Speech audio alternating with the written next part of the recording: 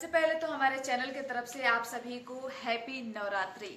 नमस्कार, मैं बिंदिया पांडे, स्वागत है आपका हमारे चैनल में। नमस्कार, मैं हूं ओमपाल सिंह और आपका हमारे चैनल में बहुत बहुत स्वागत है।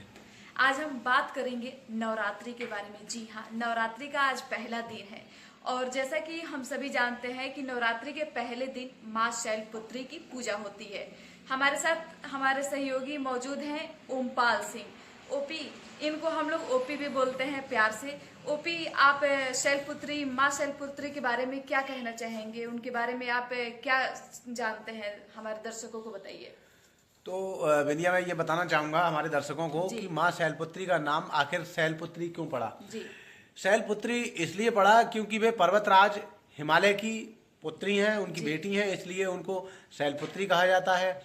और उनकी जो सवारी है जी वो वृषभ की है, यानी बैल की सवारी है, तो इसलिए उनको वृषारूढ़ा भी कहा जाता है। जी। सबसे पहले तो आप हमको बताइए, नवरात्रि का पहला दिन है, इसमें किस देवी का पूजा होता है?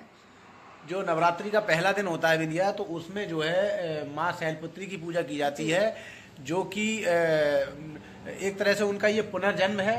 क्योंकि जो पौराणिक मान्यता है उसके अनुसार ये ऐसी कथा प्रचलित है कि एक बार महाराजा दक्ष ने, जो पार्वती जी के पिता हैं, उन्होंने एक बार बहुत बड़ा आयोजन किया था और उसमें जो है सभी देवी देवताओं को बुलाया गया था, एक यज्ञ का आयोजन किया था।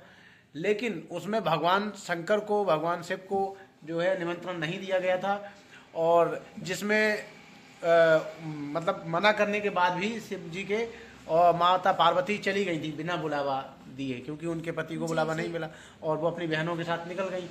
तो उसके बाद जब उनके साथ दुर्व्यवहार हुआ और शिव जी का अपमान हुआ, तो उनसे अपमान सहन नहीं हुआ, तो उन्होंने वहाँ विरोध किया। तो इस दौरान उन्होंने जो है उसी यज्ञ कुंड में कूदकर अपनी भस्म हो गई और जो है सती हो गई, जिसको लेकर भगवान शंकर क्रोधित हो गए। वो अपने गणों के साथ पहुंच गए और उन्होंने वहाँ यज्ञ कुंड जो है पूरा विघ्न डाल दिया और वहाँ जो है तमाम जो दुराचारी शक्तियाँ हैं उनको नष्ट कर दिया और सब कुछ तहस नहस कर दिया उन्होंने। तो इसलिए उनका पुनर्जन्म माना जाता है ये। अच्छा। जो इनका शैलपुत्री का जो रूप है।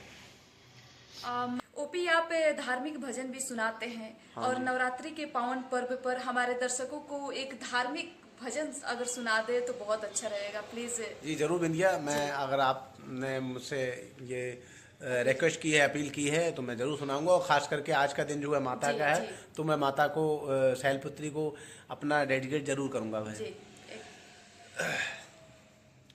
भोर भई दिन चढ़ गया मेरी अम्बे, भोर भई दिन चढ़ गया मेरी अम्बे, हो रही जय जयकार मंदिर विच, आरती जय माँ पहाड़ वाली, आरती जय माँ अम्बे रानी, आरती जय माँ।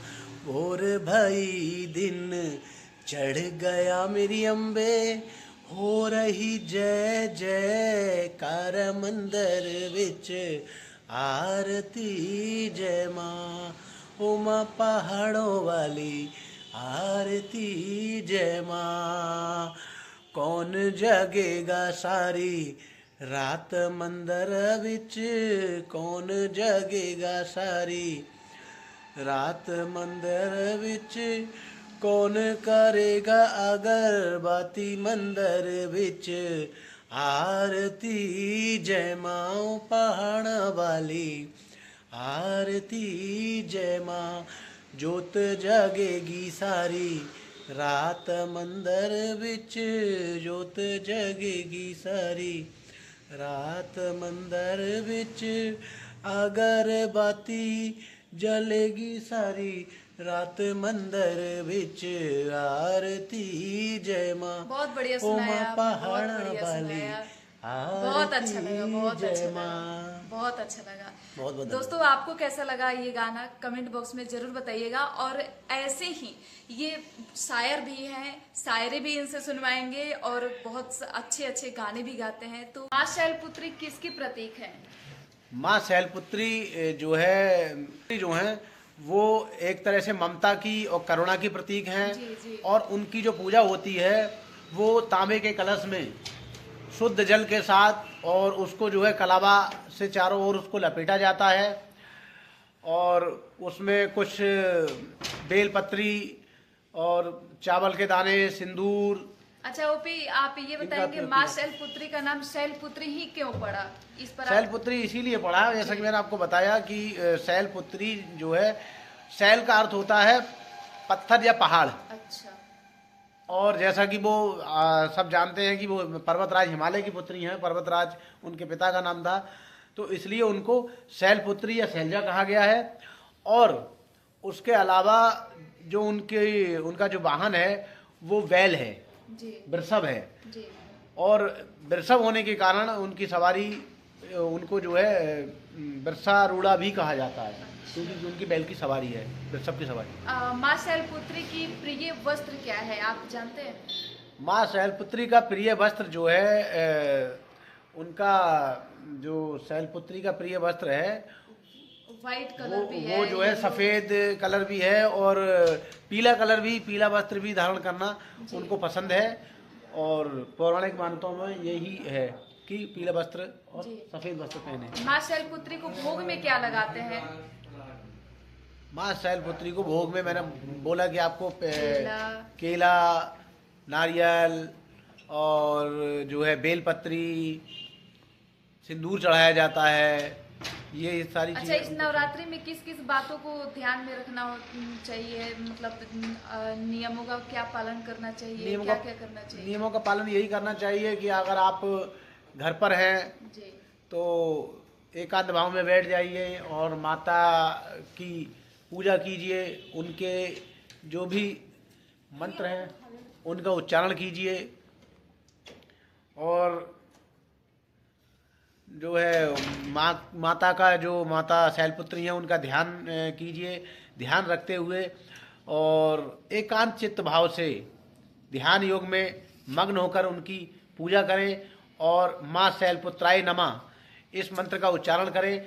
इससे कि जो है इनकी पूजा से जो विंध्या मैं कहना चाहूँगा कि इनकी पूजा से बहुत ज़्यादा ही क्लेश और पारिवारिक कलह दूर होता है। हाँ, और जो अशांति है, जो भय का माहौल है, वो सब इनकी पूजा से नष्ट हो जाते हैं, खत्म हो जाते हैं। ओपी सर, आप ये बताइए माँ शैलपुत्री की पूजा करने से किस प्रकार की लाभ होती है?